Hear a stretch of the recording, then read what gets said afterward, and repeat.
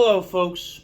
It is I, Gentleman James, and I'm here to cover some tidbits on the broadcast that was known as Outbreak.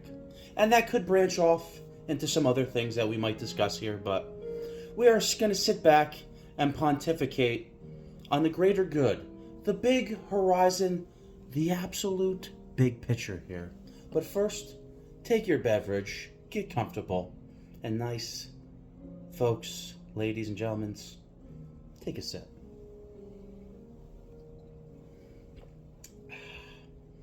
Outbreak was quite the show. I did see multiple superstars really reach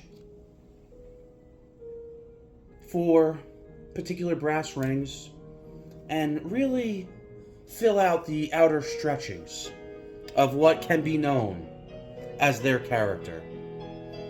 I saw people like Havoc do some very interesting things. That started off as possibly one of the best promos I've ever seen, embracing what we see almost behind the scenes, but it dwelled on a little long, and somebody I pay close attention to, Adam Smush, does two distinct characters of yin and yang.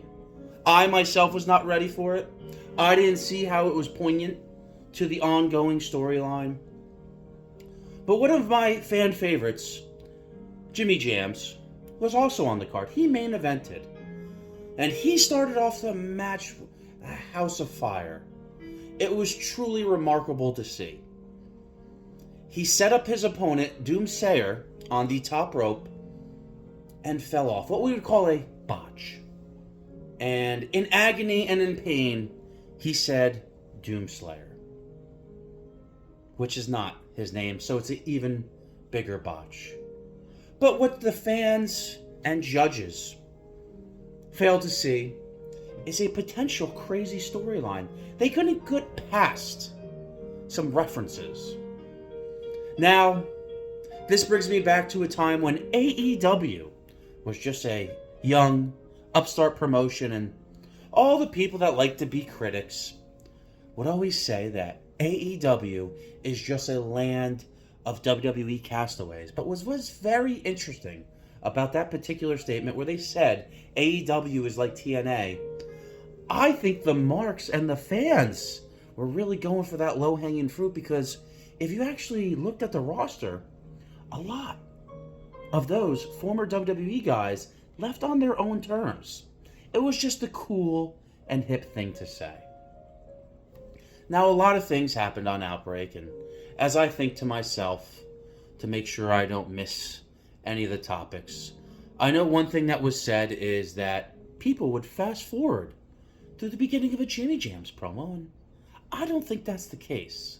Because first off, we're watching live, but people could watch afterwards. And then on top of that, another thing that brings me to these AEW references, a man that was such a great talent in Bray Wyatt did so many great things. He really did have the mind for the business. And that is because he almost reminds them of us, dare I say. A man that watched a lot of content growing up.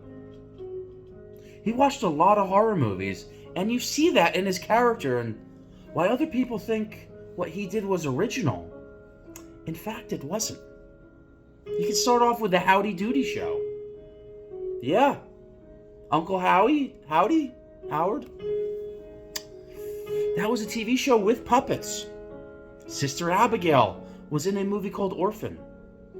The mask that he just debuted in was a movie called Black Phone, I believe, with the eerily similar mask. Eater of Worlds. That's from the movie It. Time is on my side. Yes, it is. And they didn't really delve too far down that one, because that was from a movie, not Frailty, with Fenton saying he has to slay some demons. Fallen, I believe, with Denzel Washington, where there was a demon and he would sing that song. And let's address the biggest elephant in the room. Bray Wyatt to its core was Robert De Niro from the movie Fear. And yes, Bray Wyatt did make holding a lantern one of the coolest things you could do. But that is a horror movie trope. To be in the darkness and light that candle and walk. But Gentleman James does say we need to adapt. Now, there's a lot of criticism going to Adam Smush/Smash and our lead judge here. And one thing I do, Gentleman James, I have to sit back and try to look at this objectively. One thing I do see about DJB, our friend from across the pond, is he gives very high scores. That cannot be slept on. He is very generous with his scores. Now, it's the critiquing after the fact that might get under some people's skins. But he does call it down the middle. I've seen Havoc, the one that these sophomoric nincompoops just objectify her for her tatas. And not to bring up Dylan James, but I do believe Havoc is not too far removed from high school. I could be mistaken, but different strokes for different folks. Gentleman James is approaching the wrong side of 30, so to each their own. But I did see him take a point away from Havoc against the match with Jimmy Jams for just using the wrong verbiage of speech. The delivery was on point, but the words that she used were incorrect. And let's look at Doomsayer, one of the Mount Rushmores of all efeders. Daniel took away points not because his promo went too long, because he wanted more. And that is also, Mr. Adam Smush, why fans don't want to see you switch characters. You're over, sir. People like you. People want to be with you. People want to hang out with you. They might not want you in management. To each their own. I don't really understand the storylines. The best storylines develop organically. Here, in the locker room and on the page. And yes, this is very long-winded. I do apologize, but we have a lot of things to cover.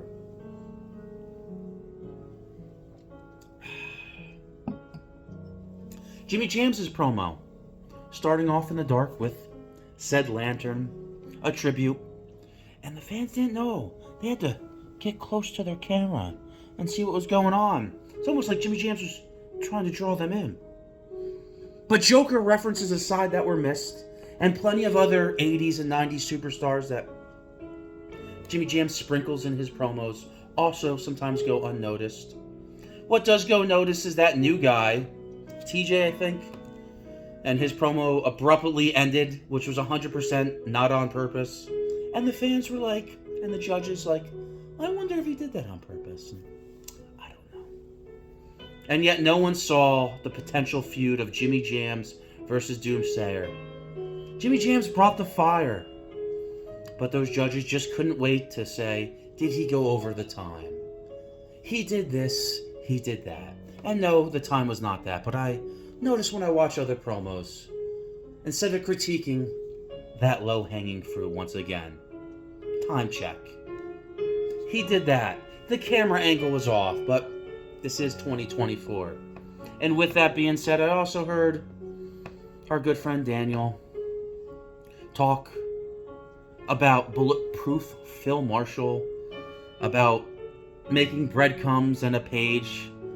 Ain't nobody got time for that. Or maybe that's a British thing. I, Gentleman James, am cultured in many different forms, but the American way does not have time for that. So I think I must bid you adieu. This has been quite the rant from Gentleman James. I'm sure there's so many topics I didn't cover. I know Jimmy Jams is still waiting on construction for his hole to be finished, and hopefully the fans, once that hole is erected, will go and check it out. But here in the comments, we can start a a discussion forum, potentially. I know we would like to see some other guest judges, even though I do think DJB is one of the best frontmen as a host. And like I said, a generous judge. Jimmy Jam's promo still got high scores, but it just wasn't talked about. And I know Jimmy Jam's personally, and he likes when the spotlight's more on him. But I digress, which is a t-shirt and a saying that so many people love to say. But anywho, like I said, I don't mean to lecture on like I'm some kind of college professor here. And I don't know what the future holds here in SME, but I know there's a lot of things happening. Cyber warfare is on the horizon. Justice for Smush Inc., though. I see people like TMX who could be meddling around in the mid-card. He might have a glass ceiling. But I do see a lot of other people that are beneath him. And they don't get the same criticism as TMX. He's getting better. He's working on it. He's got room for improvement, which is constructive criticism. But I see the people that are beneath him, so it's just like, all right, that was a good... Excuse me.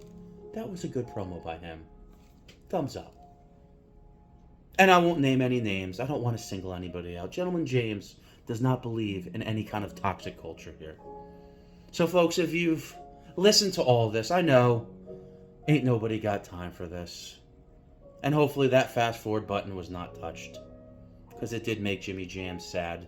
He tweeted me earlier today saying that anybody would ever fast forward one of his promos is just, it brings sadness to his heart. But folks,